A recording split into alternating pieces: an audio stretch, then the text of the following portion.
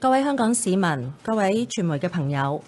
因應外界對於2025年道路交通安全裝備修訂規例嘅適用範圍嘅疑問呢，我哋經徵詢律政司嘅法律意見，認為有關於乘客喺專營巴士同埋非專營巴士上邊需要佩戴安全帶嘅法律條文喺技術上邊係有不足之處，未能夠完全去反映立法原意，即係話將佩戴安全帶嘅法定嘅要求咧，由原嚟嘅喺私家車、的士同埋公共小巴等擴展至涵蓋所有車輛嘅座位，為乘客去提供更佳嘅保障。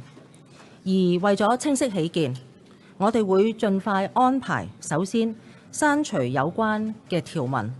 即係話咧，我哋會令到喺目前呢，係唔會有一啲法定嘅要求，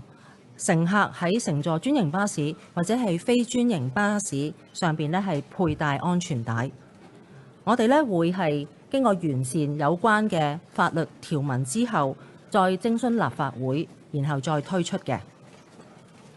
就住有關安全帶嘅規定呢，我連日嚟呢都聽到好多社會上邊嘅意見。有關於喺執行上邊嘅意見啦，同埋聲音嘅，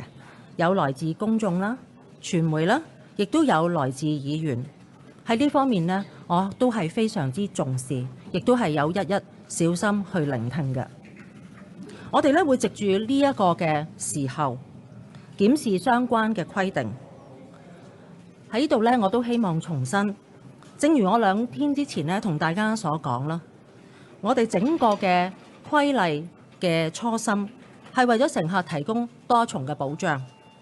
喺未來嘅一段時間呢，我哋嘅工作呢係會繼續以教育同埋宣傳為主，希望可以培養大家好自覺地都會為咗保障自身嘅安全呢，係乘坐呢啲相關嘅交通工具嘅時候，同埋車輛係有佩戴安全帶嘅習慣。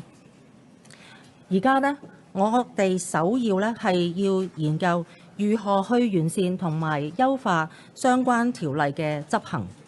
而期間呢，我哋會喺度咧廣納社會各界嘅意見，並且咧會喺優化成個嘅安排之後咧，再諮詢立法會嘅。